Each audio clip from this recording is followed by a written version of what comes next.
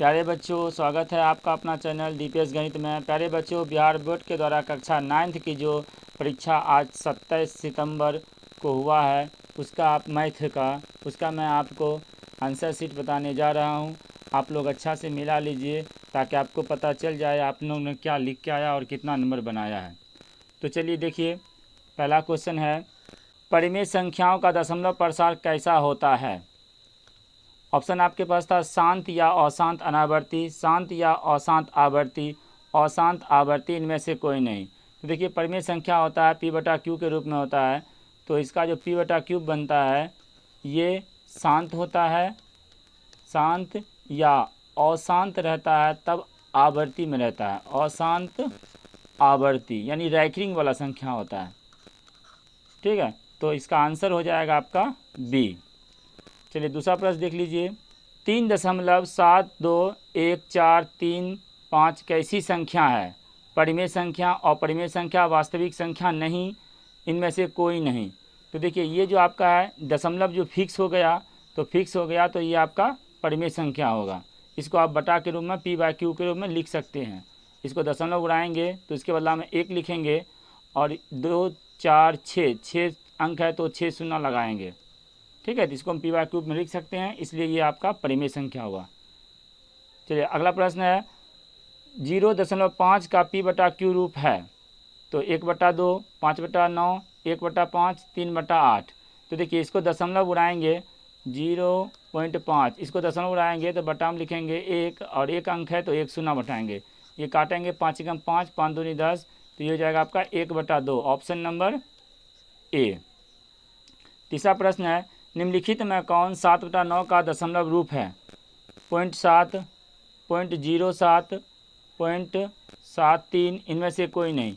तो देखिए, इसको भाग लगाइएगा तो दशमलव, अब चूँकि देखिए यहाँ ऑप्शन में क्या है, यहाँ है शांत है यानी 0.7 है, ये शांत है, ये भी शांत है, ये भी शांत है, इनमें से कोई नहीं। तो आप लोग को पता होगा जब शांत होता है तो उसका हर जो है 2 या 5 के रूप का होना चाहिए। इसमें तो हर है आपका 9, तो ये तो कभी शांत होगा नहीं, तो ये सब आंसर नहीं आएगा। इसका आंसर हो जाएगा आपका डी। तो ये हो जाएगा आपका, अगर इसमें यहाँ पे आंसर डी में लिखा रहता 0.7 पे रैखिक तो ये आंसर होता। तो देखिए, इस तरह कोई नहीं बता रहा है यूट्यूब पे, सब आंसर आपका ए लगा रहा है, तो थोड़ा ध्यान से समझिए क्वेश्चन को। चलिए अगला देखिए प्रश्न, पाई का सन्निकट मान है 3/4, 7/13, 22/7। तो ये पाई का आपका सन्निकट मान होता है 22/7।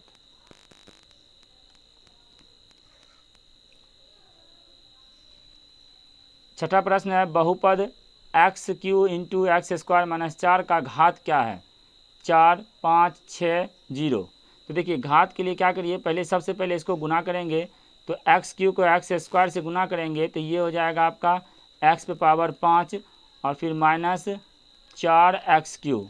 तो बहुपद की घात का जो सबसे अधिक घात रहता है वही बहुपद की घात होता है।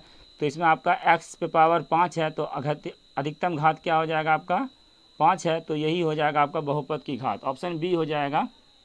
तो आप लोग आशा करते हैं आप लोग सही लगाए होंगे, आप लोग आंसर शीट मिला लीजिए। चलिए सातवां प्रश्न था, यदि px बराबर x² - 3x + 5 तो p0 का मान होगा। तो देखिए, p0 का मान होगा तो इसको x के जगह हम 0 मान रख देंगे, जो उसका हल आएगा वही p0 का मान होगा। तो देखिए, 0 का स्क्वायर करेंगे, 0 का स्क्वायर करेंगे या कुछ भी रखेंगे, 0 पावर अगर कुछ भी रखेंगे तो वो 0 ही होगा। और उसके बाद एक और है, 0 को अगर कोई भी संख्या से, कोई भी प्राकृत पूर्णांक किसी से भी गुना करेंगे तो वो 0 होता है। तो यहाँ पे ये 0 हो गया, फिर ये भी 0 हो गया, 0 को जोड़ेंगे घटाएंगे कुछ फर्क नहीं पड़ता है, और प्लस यहाँ पे 5 है, तो ये सब जोड़ेंगे तो ये हो जाएगा 5। तो p0 का मान आपका आ जाएगा 5, ऑप्शन नंबर सी। आठवां प्रश्न है, 2x³ + 4x² + x को x से भाग देने पर भागफल होगा। x² + x, 2x² + x, 2x² + x + 1, और डी में है 2x² + 1। तो चलिए इसको हल करिएगा, तो इसमें भाग लगाइएगा किससे, x से। तो चलिए इसको मैं x से भाग लगाते हैं, तो देखिए इसमें अगर भाग लगाएंगे तो सिंपल समझा देते हैं। यहाँ पे x से अगर भाग देंगे तो यहाँ पे ये x कटेगा, तो यहाँ पे एक्स क्यू है तो ये बच जाएगा 2x², फिर प्लस है। अब इसमें फिर x से काटेंगे तो 2 को x है तो 1x बच जाएगा, यहाँ पर जाएगा प्लस x, और फिर ये x है, x में x से भाग देंगे बचेगा 1, तो 2x² प्लस x प्लस 1 आपका आंसर ऑप्शन सी होगा। 9वां प्रश्न है, यदि बहुपद Px का एक गुणनखंड x-4 हो तो P4 बराबर है 0, 1, 2, 4। तो देखिए ये Px का ये x-4 एक गुणनखंड है, तो जब x-4 गुणनखंड है तो इसका ये x बराबर 4 रखने पर ये 0 हो जाएगा। तो यहाँ पर अगर इसके मान में रखेंगे तो ये 0 हो जाएगा। ये गुणनखंड प्रमेय का सूत्र होता है, यदि x प्लस 1 अगर किसी का गुणनखंड है तो p और 1 रखने पर, अगर प्लस यहाँ पे है तो यहाँ माइनस 1 रखेंगे तो वो 0 बराबर हो जाएगा। तो इसका आंसर हो जाएगा आपका ए। फिर अगला प्रश्न है, 105 को इंटू 95 का गुणनफल है 9975, 9985, 9965 और 9955। तो देखिए इसमें कोई सब समीका लगानी नहीं बोला है, तो इसको सिंपल से आप लोग गुना कर लीजिए 105 गुना 95। तो सिंपल गुना करके आप इसको लिख सकते हैं। तो ये हो जाएगा 5 × 25, 5 एकम 5, ये हो जाएगा 9 × 45 और 9 एकम 9, तो ये जाएगा 99 75। तो ऑप्शन आपका 1 हो जाएगा। 11वां प्रश्न देखिए, बिंदु -2 -3 किस चतुर्थांश में है? प्रथम, द्वितीय, तृतीय, चतुर्थ। तो देखिए एक आप लोग पढ़े होंगे समतल तल में 4 भाग होता है, इसको बोलते हैं प्रथम, इसको द्वितीय और इसको तृतीय और ये चतुर्थ। तो -2 और -3 है, तो देखिए ये यहाँ से 0 लाइन हुआ तो यहाँ से इधर आएगा माइनस आएगा इसमें x अक्ष, और इसमें प्लस x अक्ष रहेगा। इस पर ऊपर में y अक्ष जो रहेगा, y अक्ष पे ये ऊपर प्लस रहेगा और नीचे माइनस रहेगा। क्योंकि अब देखिए दोनों माइनस में है तो ये थर्ड में आएगा, तो ये जो -2 -3 किस में जाएगा आपका? तृतीय में, ऑप्शन नंबर सी। 12वां है, यदि x अक्ष का प्रत्येक बिंदु का y निर्देशांक क्या होगा? अब यहीं समझिए x अक्ष का बोला, तो ये x अक्ष पर अगर कोई संख्या रहेगा, कोई अंक रहेगा, तो इसमें y तो है ही नहीं, तो y नहीं है तो y 0, तो x अक्ष पर जब रहेगा तो y होगा 0। तो आंसर आपका हो जाएगा y 0। और इसी में अगर पूछता y अक्ष पर रहेगा तब x 0 होगा। 13वां प्रश्न देखिए, मूल बिंदु के निर्देशांक होंगे 1 1 0 0 -1 -1 0 1, तो मूल बिंदु का निर्देशांक होता है 0 0। 14वां प्रश्न देखिए, किसी त्रिभुज के अधिक कोणों की महत्तम संख्या क्या होगी? 1 2 3 0। तो देखिए अधिक कोण की अधिकतम संख्या आपका 1 होगा। कैसे होगा? तो देखिए त्रिभुज का तो तीनों कोण मिलके 180 होता है, तो ये अगर अधिक कोण हो गया यानी 90 से पार हो गया तो मान लीजिए 100 हुआ, तो अब बाकी तो ये दोनों 100 के 80 के अंदर में होगा दोनों मिल के, तो एक ही अधिकतम को अधिक हो सकता है अधिकतम कोण, तो इसका आंसर हो जाएगा 1। चलिए 15 देखिए इस प्रश्न, त्रिभुज ABC में यदि BC बराबर AB और कोण C बराबर 80 तब कोण B क्या होगा? अब देखिए एक त्रिभुज है, समझिए ये त्रिभुज है आपका, और इसमें कहा है कि AB और बराबर है BC का, तो मान लीजिए ये A है और ये B है और ये C है, तो AB जो है ये AB और ये BC बराबर है, और कोण C दिया हुआ है आपका 80, ये कोण C 80 दिया है। एक चीज़ आप पढ़े होंगे, ये कोण C 80 है आपका, तो एक चीज़ पढ़े होंगे बराबर भुजा के सामने का कोण क्या होता है? बराबर होता है। तो ये भुजा ये जो है इसका कोण यहाँ पर 80 है और ये भुजा बराबर है, तो इसका सामने का कोण ये भी तो 80 होगा, तो 80 80 कितना हो जाएगा? 160, तो ये आपका 20 डिग्री होगा। ये कितना होगा? 20। आपका आंसर क्या हो जाएगा? ए। किसी त्रिभुज में समकोणों की अधिकतम संख्या कितनी होगी? 1 2 3 0। तो देखिए समकोण की संख्या पूछा है, तो समकोण एक ही तो हो सकता है ना, एक ही समकोण होगा, क्योंकि तीनों कोण मिल के 180 होता है। अगर दो समकोण रख देंगे तो दो समकोण मिल के ही 180 हो जाएगा, तो तीसरा कोण शून्य हो जाएगा। इसलिए अधिकतम आपका एक ही समकोण हो सकता है। तो ऑप्शन क्या होगा? ए। दी गई आकृति में त्रिभुज ए बी सी में ए बी बराबर ए सी, ये ए बी जो है ये ए बी और ये ए सी के बराबर होगा, और कोण ए बराबर 100। अब ये 100 दिया हुआ है, तो कोण बी का मान पूछा है, तो कोण बी का मान पूछा है। देखिए चूंकि बराबर भुजा है, उसके सामने का कोण क्या होगा? बराबर। इसके सामने का कोण ये होगा और इसके सामने का ये, दोनों बराबर है, तो दोनों बराबर है। त्रिभुज का तीनों कोण का 180 होता है, तो ये दोनों मिल के आपका बचा 80, दोनों मिल के 80 बचा। और चूँकि ये दोनों बराबर है तो ये दोनों आपस में आधा आधी बांट लेगा, तो ये हो जाएगा 40-40। तो आंसर आपका हो जाएगा 40, ऑप्शन नंबर बी। 18वां प्रश्न देखिए, त्रिभुज ए बी सी में कोण ए, कोण बी और कोण सी परस्पर बराबर है, तो समद्विबाहु त्रिभुज है, समबाहु त्रिभुज है, विषमबाहु है, इनमें से कोई नहीं। देखिए त्रिभुज के तीनों कोण अगर बराबर होगा तो आपस में तीनों भुजा भी बराबर होगा। अगर मान लीजिए ये त्रिभुज है तो इसका तीनों कोण बराबर है, तो बराबर कोण के सामने का भुजा भी बराबर होगा, तो ये तीनों भुजा भी आपस में बराबर होगा।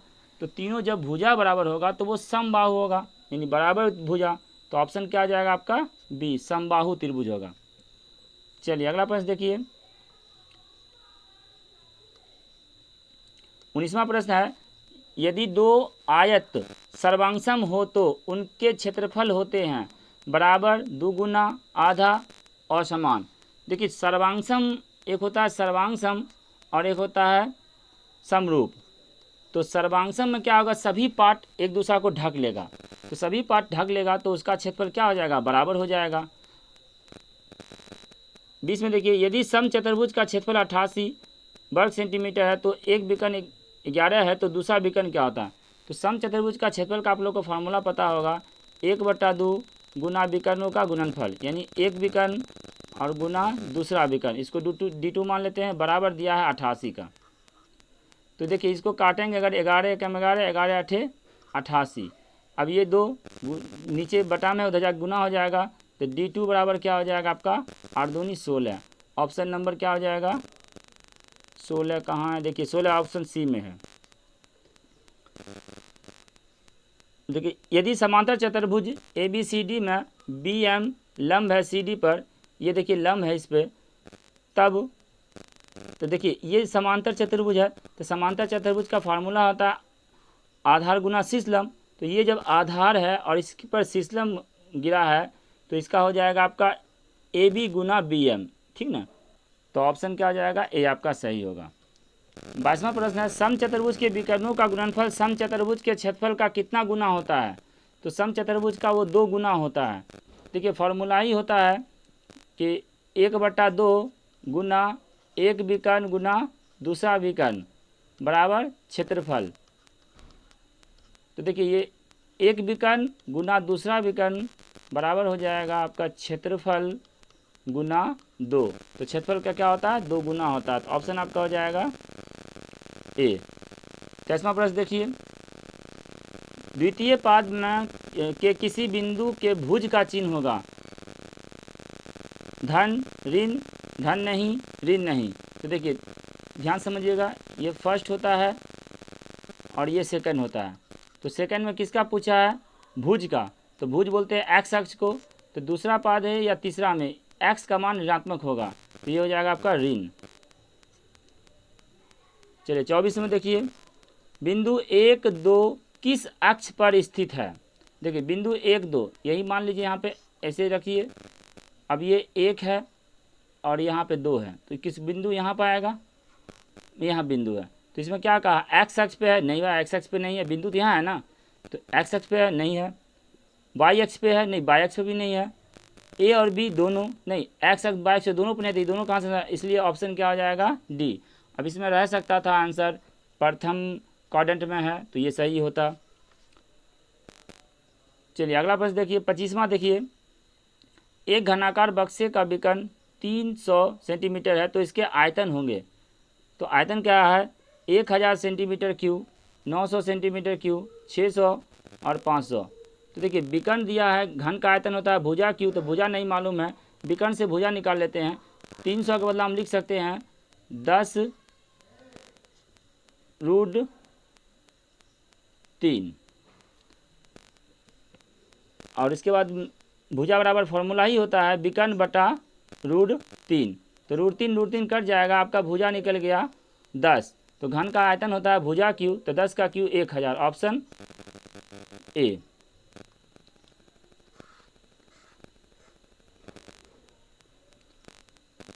चलिए 26 देखिए, यदि ए बी सी आयाम वाले किसी घनाभ का आयतन भी और पृष्ठ क्षेत्रफल एस हो तो 2/s into 1/a plus 1/b plus 1/c बराबर है। तो ये 2/b, 1/b, b/3, b/2। देखिए इसको बनाने जाएंगे तो बहुत टाइम लगेगा, इसको आप लोग सब्जेक्टिव के रूप में समझिएगा। तो ऑब्जेक्टिव में अगर आ गया तो इसका आंसर बना दीजिए b 1/b। अब इसको हल करना इस पर संभव है नहीं। चलिए अगला देखिए 27 में देखिए, एक लंबवृत्तीय बेलन का आयतन 6930 सेंटीमीटर क्यूब है, तो इसकी ऊंचाई होगी 20 सेंटीमीटर, 10 सेंटीमीटर, 15 सेंटीमीटर, 25 सेंटीमीटर। अब देखिए इसका ऊंचाई पूछा है और क्षेत्रफल दिया है, बेलन का आयतन दिया है। तो बेलन का आयतन दिया है तो इसमें हमको क्षेत्रफल निकालने के लिए त्रिज्या चाहिए, त्रिज्या तो है नहीं, और तो ऊंचाई इसका संभव नहीं है। इसका देखिए क्वेश्चन में कुछ ना कुछ त्रुटि है, तो ऑप्शन इसका आंसर नहीं मिल रहा है।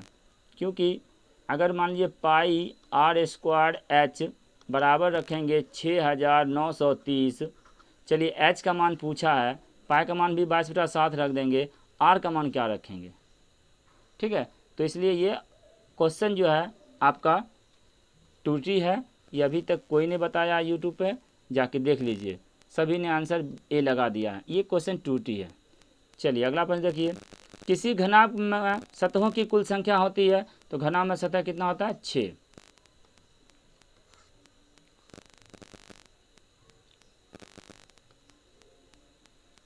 उनतीस देखिए, 0 से 20, फिर 21 से 40, फिर 41 से 60 कैसे वर्गांतराल है? अतिव्यापी, अतिव्यापी, खुले, परिसर। तो देखिए जब जैसे 0 से 10, फिर यहाँ आएगा 10 से 20, तब ये होता है अतिव्यापी, और ये एक बढ़ा के है 0 से मान लीजिए 10, फिर 11 से 20, तो ये होता अनतिव्यापी। तो इसका आंसर हो जाएगा बी। अंतिम प्रश्न देखिए, प्रथम 7 प्राकृत संख्याओं का माध्य होगा 2, 3, 4 और 5।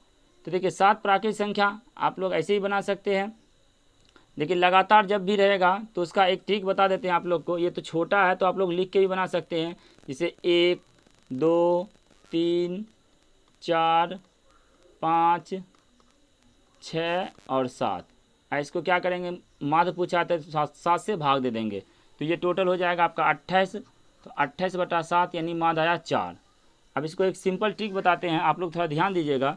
जैसे देखिए एक, आपको ये ट्रिक देख के आप लोग का आज अंत में जो भी विद्यार्थी अंत तक हैं तो उसको देखिए एक बहुत ही शानदार ट्रिक आपको बता देते हैं। जैसे मान लीजिए 1 है, 2 है, 3 है, ये लगातार संख्या है ना, तो लगातार संख्या है, इसका माध्य अगर पूछेगा तो सीधा बीच वाला आंसर होगा। अब बीच वाला आंसर होगा तो इसके क्या करेंगे, पहला और अंतिम को जोड़ के और 2 से भाग दे देंगे तो ऑटोमेटिक माध्य निकल जाता है। अब कोई भी संख्या पकड़ लीजिए, माध्य निकालना, माध्य के लिए बता रहे, जैसे 2 है, 4 है, 6 है, मान लेते यही संख्या है, ठीक ना। तो अब क्या करेंगे, इसमें पहला और अंतिम से भाग देंगे, जोड़ देंगे तो 8 होगा, 8 में 2 से भाग देंगे ये 4 होगा, तो माध्य निकल जाएगा, जोड़ना नहीं पड़ेगा।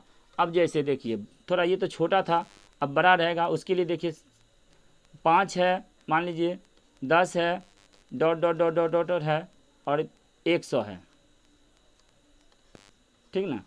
तो अभी तो हमको पता नहीं है इसमें बीच वाला कहाँ पाएगा, कितना संख्या है, तो क्या करेंगे, लगातार अंतर लगातार का है, 5, 10, 15, 20 है, तो इस दोनों को जोड़ के और हम आधा कर देंगे तो ये आपका निकल जाएगा 105। 105 का आधा कर देंगे 52.5 हो जाएगा। तो अब समझ में आ गया। तो चलिए आप लोग आंसर मिला लीजिए और चेक कर लीजिए कि आप लोग को कितना 30 में आप लोगों को 25 ही बनाना था, तो आप लोग मिला लीजिए 25 में कितना आपका सही हुआ कितना गलत हुआ। और सब्जेक्टिव के लिए आप लोग अगर कमेंट करिएगा तो आप लोग को सब्जेक्टिव भी बना दिया जाएगा। धन्यवाद।